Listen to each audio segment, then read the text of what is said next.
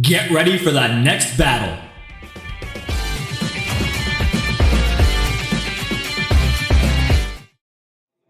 What's going on, YouTube? This is D-Riggedy Wreck here with Argo, bringing you another Gundam Card Game feature match here on the channel. If you guys enjoyed today's feature match, as always, be sure to leave a like and subscribe for future content. Let me know your thoughts down below. If you guys had your Starter Deck 7 and 8 release events this past weekend, how your turnouts went, and how your matchups went there. I'm very confident that these two decks alongside GDO3 are going to be nice tide turners for the meta. I know it's been a bit stale with GDO2 and not a whole lot has changed, but between what we got in the two starter decks there as well as what's coming, I'm very confident it's going to be a pretty nice change of pace there. As far as the starter deck release events went, we had a full cap over here at the locals me and my buddies hang out at, Twilight Cards and Games over here in South Windsor, Connecticut. Really solid, and we're expecting about the same for their second round this coming weekend there. But getting into today's match, on the right, piloted by myself, we're running it with blue-red Cyber-Newtype pile. And I'm trying something a bit different. We're trying to run with no starter deck cards. We're trying to see if we can build something somewhat competitive, if not as competitive as what's going on in the meta currently there. No starter deck cards, no Gundam Amuro, no Corsica, and so on there. And no cards from the Zeon Rush. We're playing a little bit of a package with the 4 as well as the Marida here. And then on the left, piloted by my buddy Joel, he is running it back with a red-white Zeon blockers. Very interesting build, and he's been tinkering around with it. And one of his cards in here he's been really hinging on a lot. He'll get a chance to see it later on in this match, but it's a different variant of blocker that we've seen from what we've seen so far there. Not the red-white that you're used to with the Atherin and the Justice, but really leaning on some of the aggressive plays that the Zeon red cards give you access to in the later game there between the Shinanju, as you can see in his hand, as well as the Quebly. But getting into the early turns here, my first turn is pretty aggressive with the double Hyzak and then playing a third Hyzak there, getting into turn 3. Playing around Joel's blocker over there with the Rick Diaz, and then leaning on the Battle of Aces to be able to take out the remaining HP there, and then be able to ping for a little bit of damage. I know a lot of times when we focus on swinging into base or EX base, we tend to try and focus on one-shotting it with something big enough to take it out, but in a lot of cases, you tend to be in a situation where you're not able to, and instead of putting a little bit of damage on to change up the pace a little bit and get a little bit of more pressure on by reducing the HP of the existing base and putting up the idea of maybe having them replace it, putting them in a position where they have to force a replacement. Draining shield, they may not want to do that, but in this case, we have a pretty solid setup. We got the two Hyzaks on the board there, with Joel having the Kshatriya on the board. Going to turn 4, we're going to throw down a Shoal of Resolve to build up our hand a little bit, and I think that's really the crux and the name of the game of this deck there, is having a solid low line to be able to contend with rush or a bit more aggressive decks. And then in the mid game, when we start to tempo out there, we see our opponents start to run low on hand. We try and come back with a little bit of hand advantage, and then leaning on cards like the 4 to be able to proc with 4 or less cards in hand to draw an extra card. Really solid ways to just maintain hand advantage, especially in this game where a lot of times we see a lot of matches run down to just top decking in turn 7 onward, turn 8 onward, and you don't have any cards to play. You've burnt out, both players are tapped out, burnt out a hand. You really want to see a bit more in terms of hand generation as well as like resource management going into some of these later sets, and I'm hoping that that's the case for the game going forward there. Joel's going to throw down that Marida on the Kshatriya to make it that 5-5 clean stat line. And with that link there, he's going to be able to proc the Marida if he swings with it. Really solid way to start setting up damage across the board. So he's going to swing into the rested Hyzak there, putting the 1 ping from the Marida on the other Hyzak there, clearing up board a little bit there. Not too bad, but again, he does know that we are running Battle of Aces, so if we do have another one, that does put it in lethal territory. If I do happen to play it there, he's gonna follow that up with a Gaza C, and that's Joel's spicy tech. He's been really having fun with that card. It's a really solid play there with the Haman Karn, being able to throw that down, put 2 damage on the board, and be able to swing into stuff. Not too bad there, but a nice soft replacement for not having the Marida combo. And the stat line is not quite the same, but being able to ping for 2, especially taking out small 1-drops like the Hyzak there, or if you're going up against any other deck that's playing like the Zaku 2s, you want to have a good way to take those out and be able to contend with the rush. Even if it's a bit slower, you want to have some degree of outs to taking care of the low end there, and then having a bit more board maintenance than your opponent. But getting into turn 5 territory now, we're going to follow up our turn with our own Kshatriya, the vanilla Kshatriya there. And another one to follow that up there, so we've got 2. And then the gun tank there. We'll put another ping on the linked Kshatriya there from Joel's field. And again, we're not playing anything from the starter deck, so no close combat here. We're really just leaning on some of the other ping cards like Battle of Aces again, and then as well as, and you'll see this later on, the all-range attack. I believe it's all-range attack or full-range attack. The one that pings all non-linked units in play on your opponent's side. Really solid tech choice. It can be a bit tough. Ooh, the overflowing into back-to-back full frontals is not good, unfortunate. Definitely wanted to see some units there. Unfortunately, he hasn't been seeing a whole lot of his blocker line. I see the striker pack in hand. Between that and the 1 Rick DS, we haven't seen too much else for him to play a bit more on the defense. And especially against my board right now, I think he wants to see a bit more of that. He does have the Rulula up with the base, so he's going to be able to take advantage of having a higher defense base there with the HP. But he is down on the shield, so he's got to play a bit cautiously and be focused more on board removal rather than swinging into shield at this stage. He's going to decline playing anything else there. He's going to swing into EX base with the linked Kshatriya. He's going to put the 1 ping on one of the Kshatriyas there that's untapped. And I think in a similar boat, he's also playing Battle of Aces in his lineup as well. He's going to throw it down there. He had the 1 in hand. He's going to use that to take out that 1 damage Kshatriya there. Solid play. He's going to follow up by swinging shield with the Gaza C. No burst check on my side.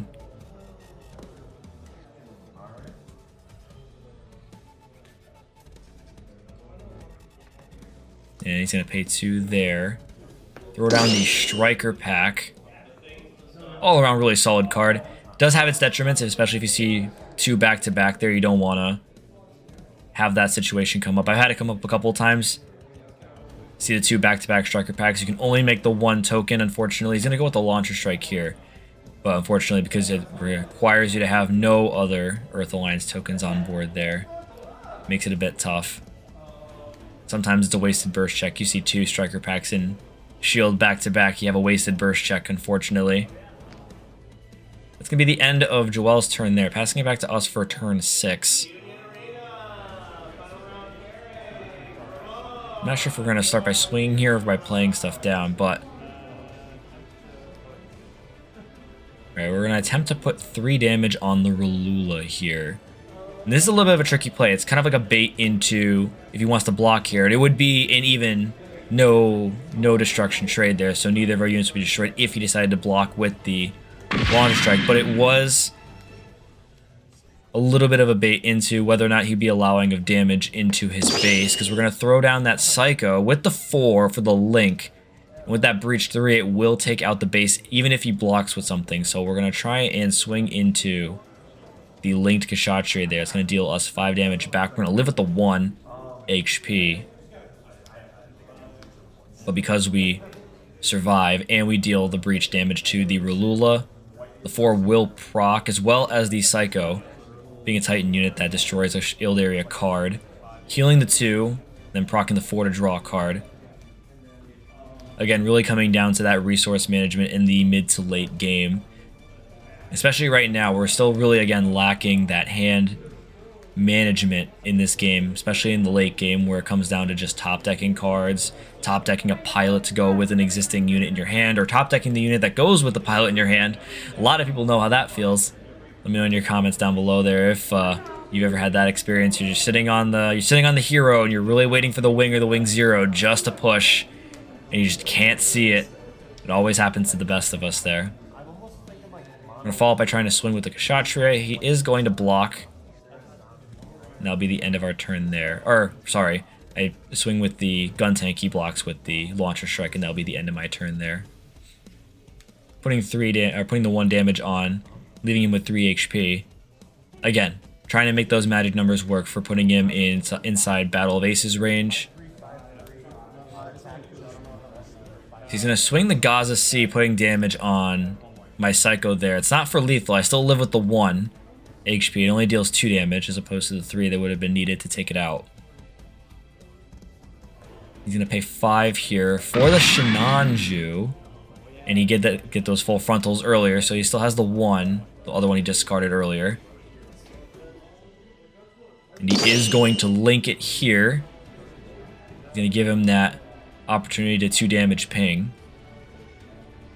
And go into shield, and that's going to be the lethal on the Psycho there.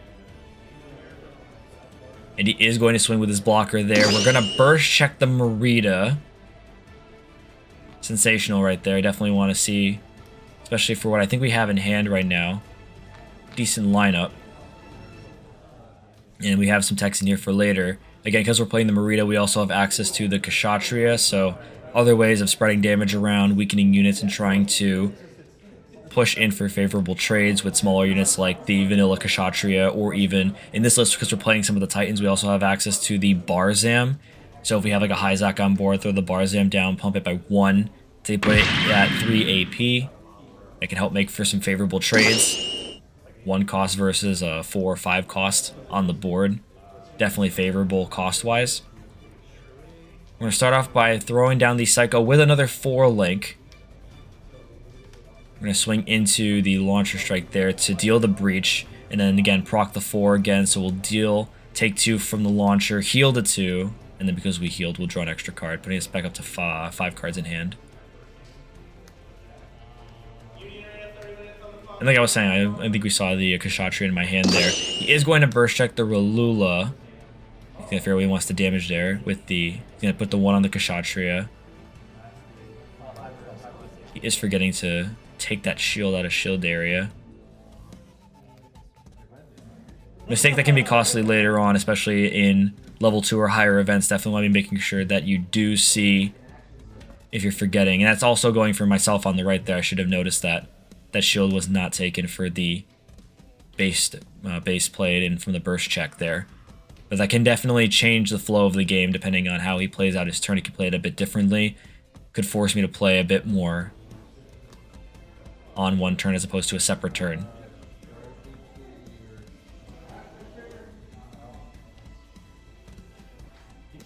We're still up at 2. And on Joel's turn there, he's going to start by swinging with the Shinanju. We're going to burst check the all-range attack. He's going to put 1 damage on the Shinanju. He's going to ping the Psycho for 2.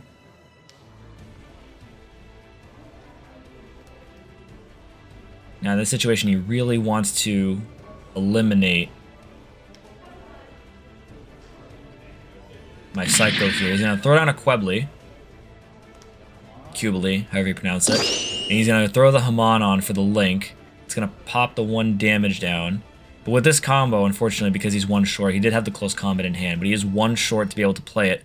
So he'll only be able to deal a maximum of 3 with this play. It won't be enough to take out the Psycho. So he is going to try and return that damage over to the vanilla Kshatriya. The suppression is going to proc. We're going to see the burst check of the side 7.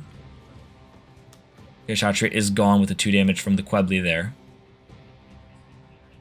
That'll be the end of Joel's turn. Passing it back to me.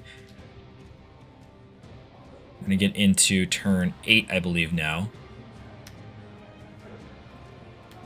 We really want to try and get rid of that base there. He still has 2 shield on us, plus the base. And again, he should be at 1 shield with the base there. He just forgot to grab that last shield from that previous base check there. We're going to pay 4, throw down a Banshee Destroy mode. And the Marida link, and I believe at this point we do have more than 12 cards in trash, so the 0-2 Banshee Destroy mode is live for its effect. So we're going to ping the Shinanju for 1. And we're going to return 12 here. And a lot of the mid to high level cards there. I see the Show of Resolve, the Battle of Aces, the Psycho, the 4s.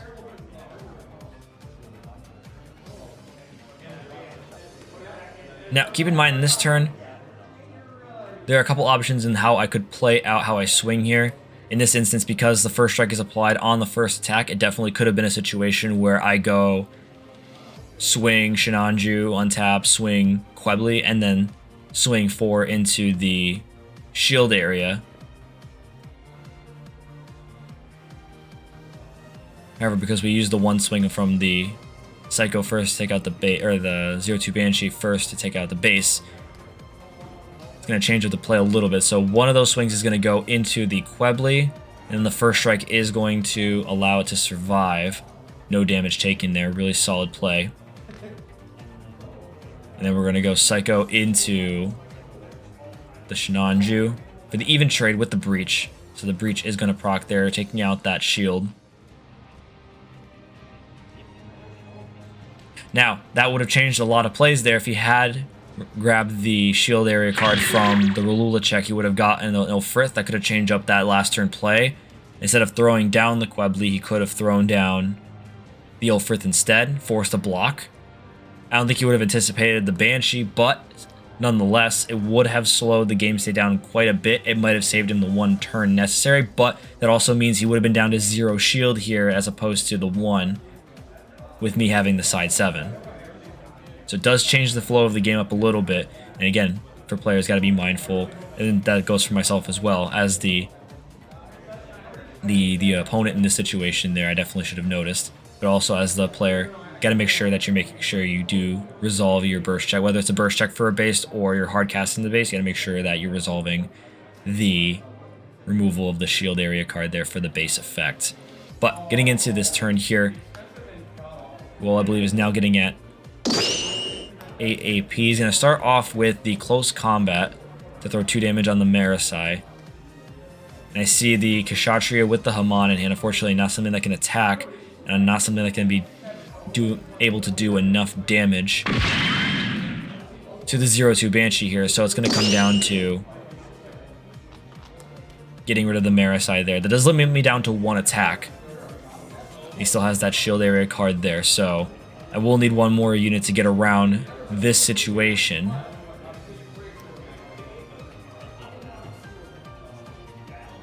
And we do have the Kshatriya with the Marida Cruz for the link that's going to give us a second attack. Now, it all comes down to if that last shield area card is a base. If it is, we're kind of screwed. No base, just an Ulfrith, and then we swing Kshatriya for game. Thanks again for watching, guys. Again, if you enjoyed today's video and you stuck it through to the end, be sure to leave a like and subscribe for future content. Let me know what you're looking forward to out of GDO3. A lot of great cards coming in GDO3 alongside Starter Deck 7 and 8 with the Celestial Beings, as well as the new Earthfed stuff from the Hathaway stuff there. And opportunities to build and expand. Titans is getting a lot of support, as well as some of the other, I think Iron-Blooded Orphans is also getting some support. You've got Double O getting support. A lot of great support coming around in next set there. I'm looking forward to what the new meta is going to bring. I'm hopeful that you guys are excited for it as I am there. But until the next video, guys, take care.